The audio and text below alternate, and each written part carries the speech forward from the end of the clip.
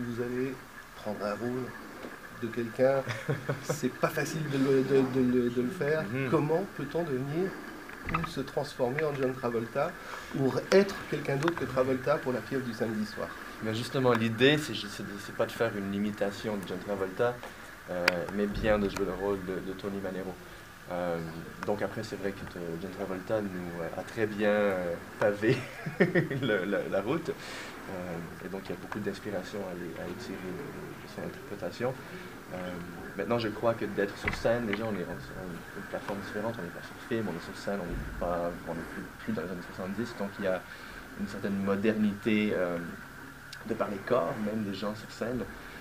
Et donc, c'est d'aller chercher les gens parce qu'ils connaissent et les ramener vers cette époque 70. Et pour moi, c'est vraiment d'aller chercher le charisme que Travolta avait dans son interprétation, ce côté un peu animal que j'essaie d'aller chercher.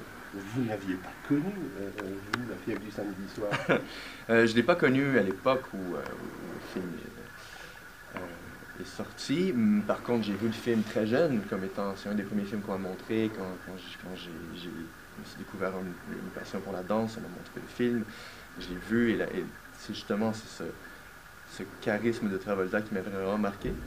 J'avais un peu oublié le film, et évidemment, je vais retourner le voir.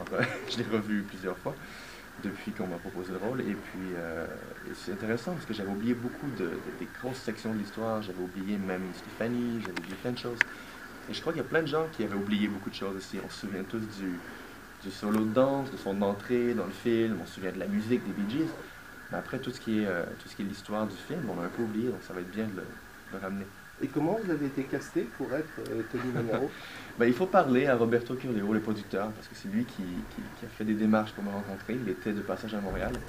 Et j'ai reçu un appel d'une productrice télé québécoise qui m'a demandé de venir rencontrer son ami producteur français, qui avait un gros projet à me proposer.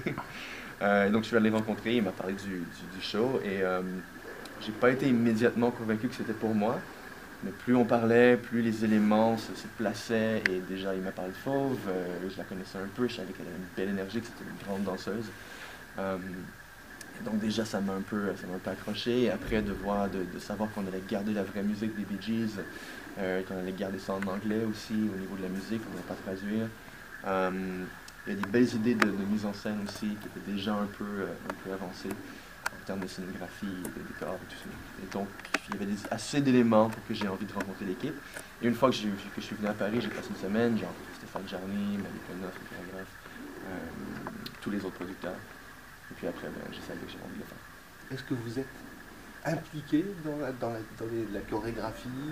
Vous étiez danseur, on ne connaît pas votre passé. Oui, donc j'étais danseur en premier lieu, et après je suis devenu chorégraphe, et après j'ai fait de la télé, j'ai fait de la mise en scène, j'ai réalisé des clips, donc j'ai travaillé comme producteur, donc j'aime porter plusieurs casquettes, j'aime apprendre aussi, donc de pouvoir graviter autour du même environnement artistique, mais de jouer plusieurs rôles, ça me permet de renouveler les expériences et d'apprendre.